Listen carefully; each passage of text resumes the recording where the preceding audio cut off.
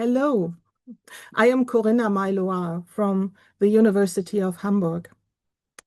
I wrote this chapter because I wanted to understand what happens when a tradition like Jainism, which is so deeply rooted in non-violence, detachment, and inner purification, encounters powerful practices and ideas from the wider world of yoga.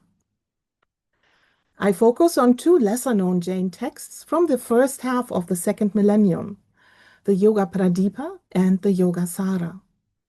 Both texts are quiet poetic witnesses to a vibrant intellectual landscape and to Jain thinkers who did not isolate themselves but entered into dialogue with their time. The texts engage deeply with terms that we usually associate with Hatha Yoga, like Laya, for example, the dissolution of the mind, or Nada, the inner sound, or Samadhi, deep absorption. But the texts always reinterpret them through a distinctly Jain lens. So their aim is not union with the universal self, but the liberation of the individual soul through right faith, right knowledge, and right conduct. I was especially moved by their use of metaphor.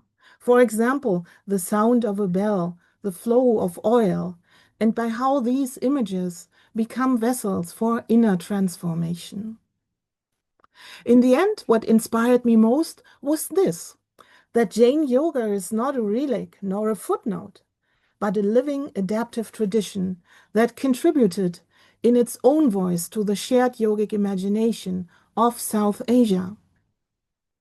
And if you are curious about how Jainism participates in that story, this chapter is an invitation.